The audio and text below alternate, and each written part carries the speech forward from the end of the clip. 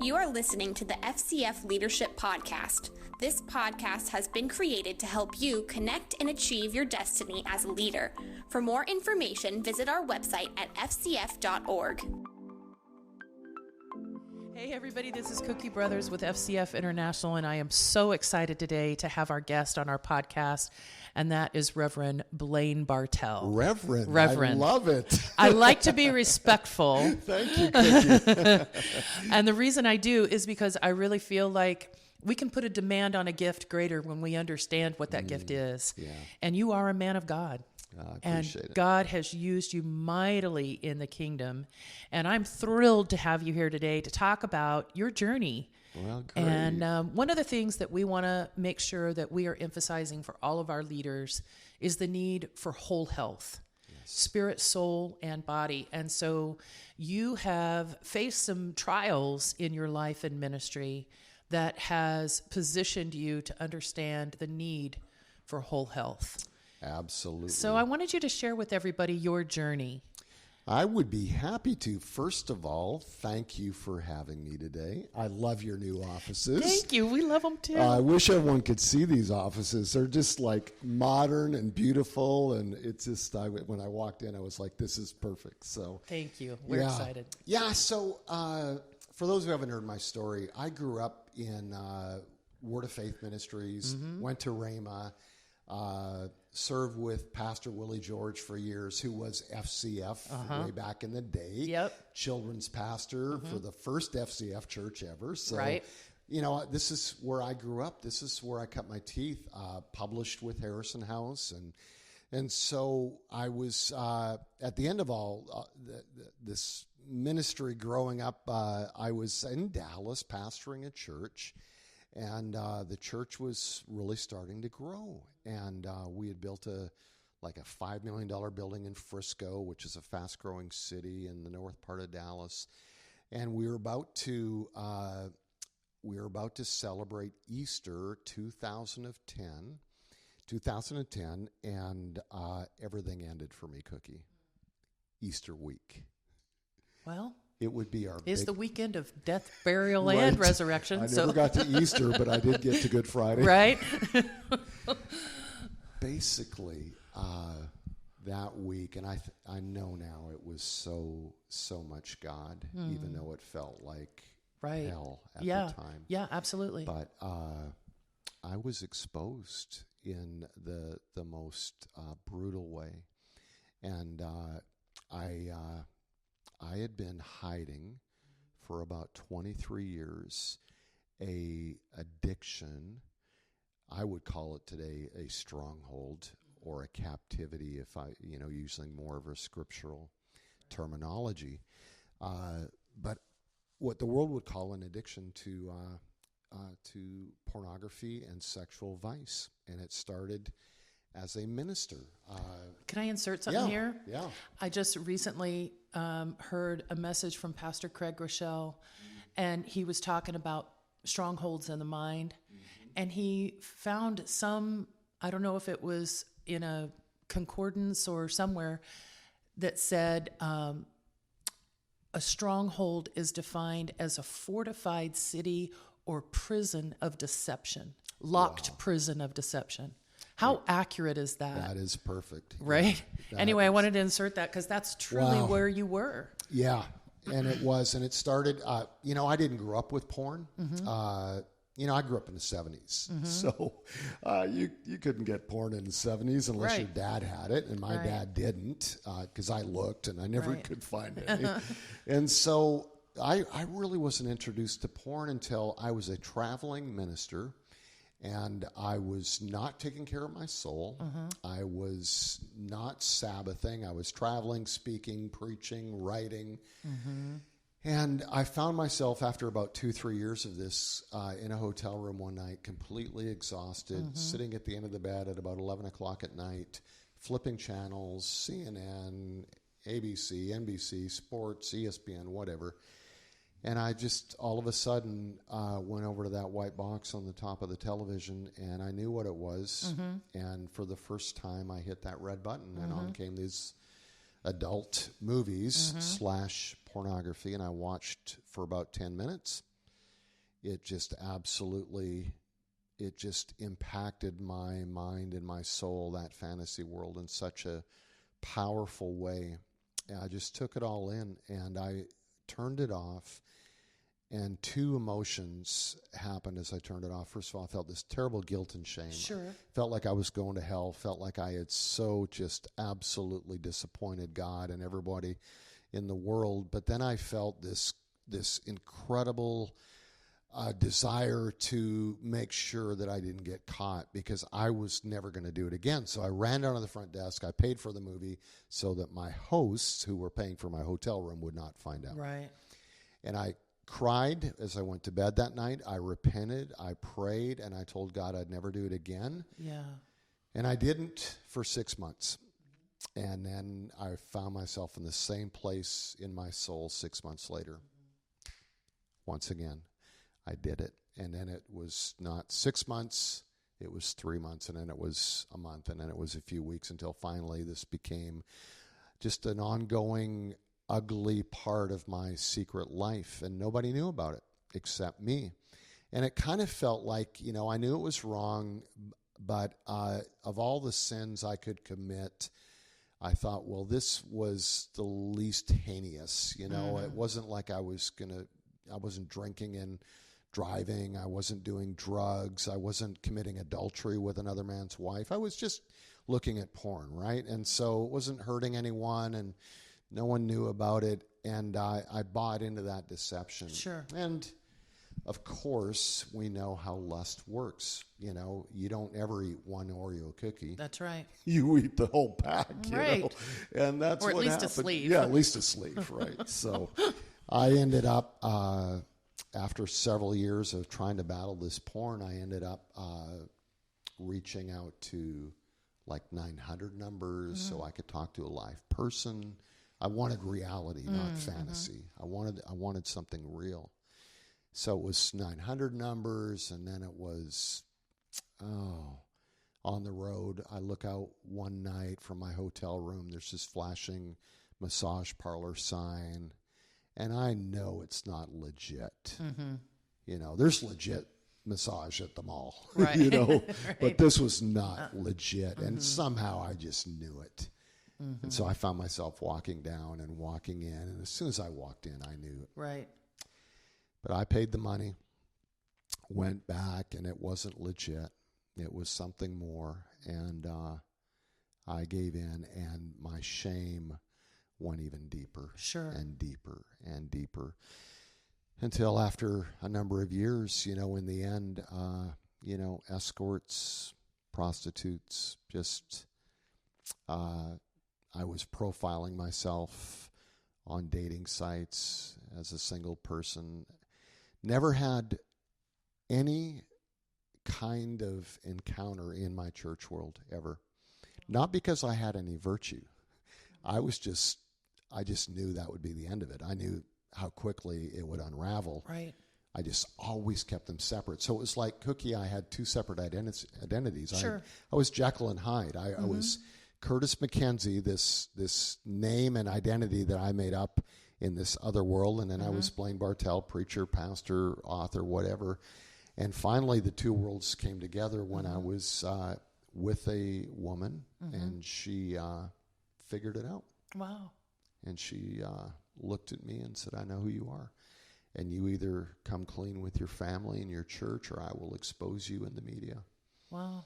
And it was the grace of God, the absolute grace of God. Of course, I tried to talk her out of it. Of course. She wouldn't be talked out of it. Right. And I went home, actually met with Ron Luce, a friend of mine.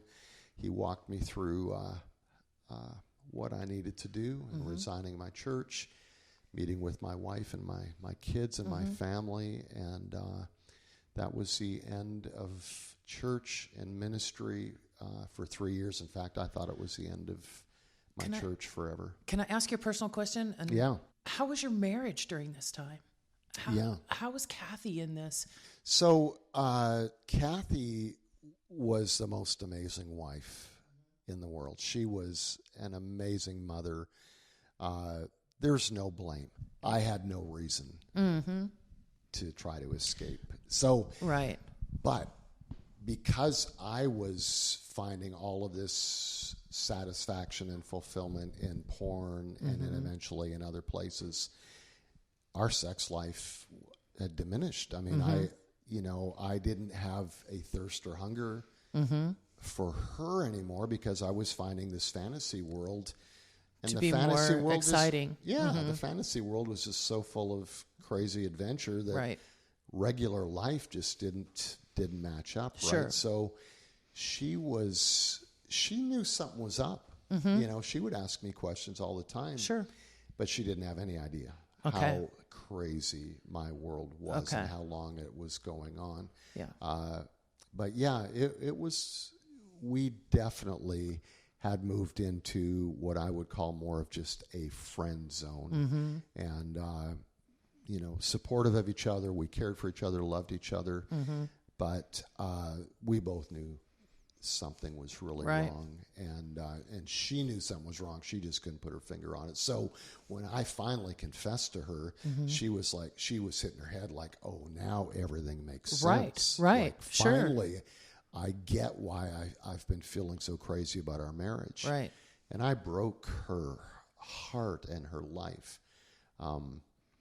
The aftermath was unbelievably painful for her and for my 3 boys. It was just brutal. Yeah, I can't even imagine. Yeah. I love that you have survived this and let Jesus live in you. I love that, Blaine. Yeah. Well, I didn't want to survive. Sure. After I told my family, my parents, I was in such depression. I wrote out a suicide note. I went to Legacy Drive in Frisco, right in front of my church, which is the busiest drive of traffic in the city, and I started walking towards traffic, trying to take my life. And 5 police cruisers pulled up, surrounded me, put me in cuffs, and they sent me to rehab for 30 days after that. And I was so gone and so depressed. I was depressed and suicidal even before this. I mean, I just hated my life. I hated who I'd become. Right. I tried to quit ministry even while I was in the middle of this. I remember meeting with Kathy one time and saying, I just need out. I can't do this anymore. I just feel like I just have lost my passion for it. Of course, she didn't know what really was going on. Right. But I was just trying to get out of it because I felt so ashamed. And of course, she would talk me out of it because she didn't know what was really happening. And so finally, getting into rehab and getting away was maybe the first glimpse of any kind of hope I had for a future. But I really never thought I'd return to ministry. I just felt like it's over, it's done. The guys in my life, some of the pastors that came into my life to, try to help me, they didn't think I'd ever return to ministry either. They just said, Blaine, you're done. Let's help you get a job. Let's, help you get on your feet. My biggest thing the first year after the crisis was just trying to find a job and trying to save my marriage. Right.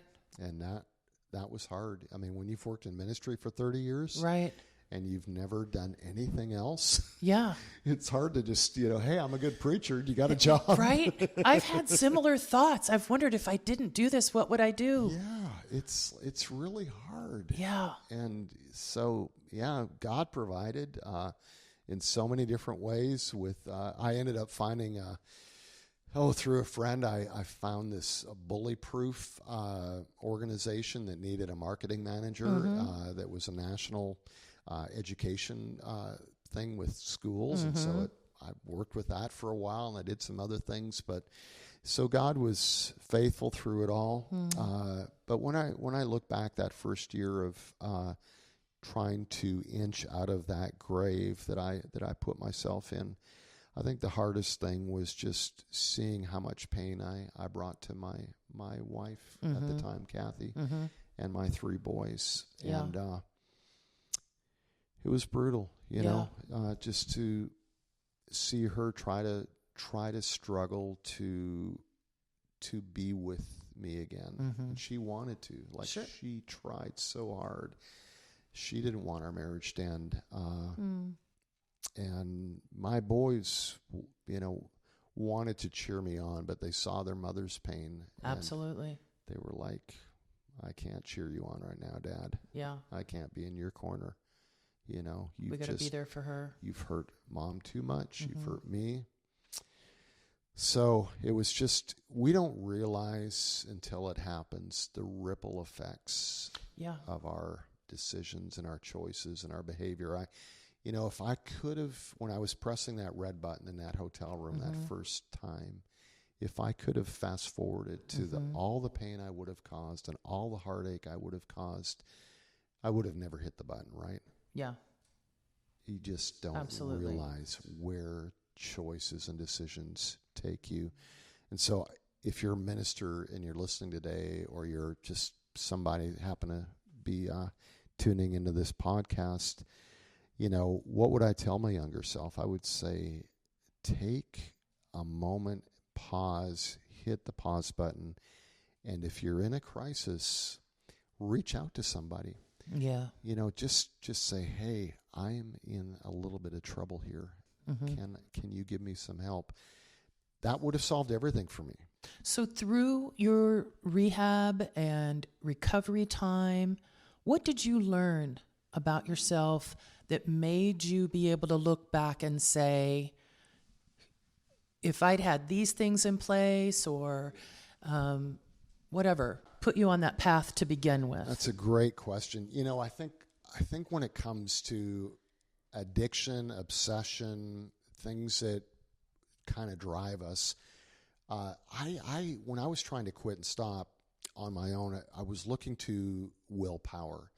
If I could just speak the word strong enough, if I could pray hard enough, if I could fast long enough, man, I'm gonna beat this, and I never could. And what I learned in 30 days of addiction recovery and in 2 years of follow-up, like every week going to my counselor, which is a really great Christian man, is I learned that there were deeper things inside of me that I wasn't getting fixed. So it wasn't just about willpower. It was about what are the things inside of Blaine Bartel that are causing all this internal mess and pain and crisis, that are causing me to want to medicate, right? That are causing me to want to reach out for whatever is making me feel good temporarily in the moment. Right. So there were several things. I was living in complete exhaustion, living in no Sabbath and no redemptive, regenerating hope in my life. I was just work. Number two, I found myself, and this happened from childhood right on up, I found myself finding all of my personal affirmation in achievement. So if I didn't achieve, if I didn't do well, if I didn't write the next great book or pastor the next great church or whatever, I couldn't be happy with myself.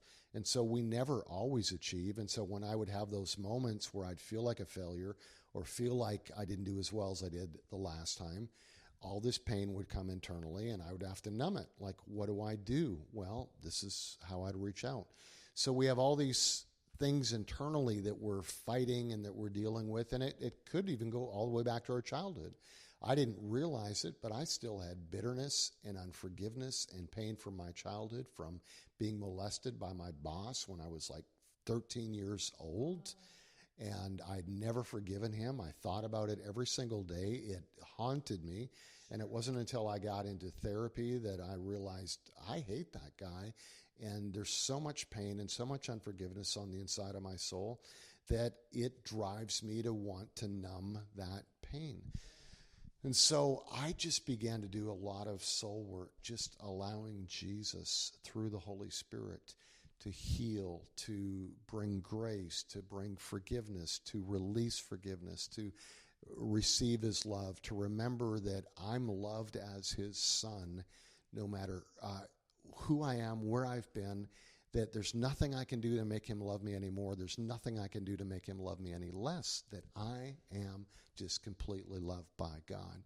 And when that happened, and it took a while, when that really sunk in and that really happened, that healing came and that forgiveness and that giving of forgiveness where I needed to give it, there just wasn't anything to numb anymore.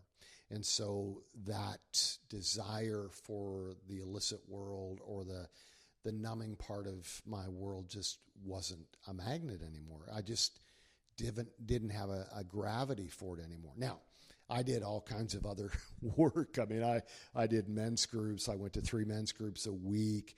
I retrained my thoughts in my brain and went through all this mental reprogramming with the Word and other programming that I did. I got deeply into community. You know, when you're hiding things and you get really shallow because you don't want anyone to get close enough to you to go deep. Right. So all my relationships were like a centimeter deep, but a mile wide. And so I began to go really deep again with people and live into community, live into church community. I found a great joy in actually going to church again without having to do anything. Like I could just go and worship and love and be loved and be in community and be in small groups. And so there was just so much healing but I found I needed to just have time away from the work of the ministry. And again, I didn't think I'd ever go back to ministry, but as I got healed and got whole and my soul got restored and joy began to come again, and I began to find out what it was like to live without addiction, to live without a stronghold, I thought, man, I've never lived this way. This is really fun. I like people. I love God again. I kind of would love God to use me again. I don't care what it is. Just Lord, show me something you could. And so what I do today, you could have never told me 20 years ago that I'd enjoy what I'm doing today. I used to hate counseling. Wow. I used to hate one-on-one. When my pastor back in the day, Willie George, would say, hey, Blaine, I need you to counsel these people, that was like a death sentence. Like, I did not like counseling because I needed counseling. I was in more trouble than they were most of the time. So today, I just love leaning into coaching guys and helping men that are struggling. And even Lori and I, my wife, I remarried 5 years ago, and this beautiful person has come into my life, Lori, and we work with couples as well. So I just, I would have never dreamed that I would enjoy doing that, but that's what my life is today. It is just taking what God has poured into me, the healing and the love and the grace and the forgiveness, and helping others to experience that. I love that. Yeah. You have been listening to the FCF Leadership Podcast, where our focus is to help you achieve your destiny as a leader. Thank you for joining us today. For more information, visit our website at fcf.org.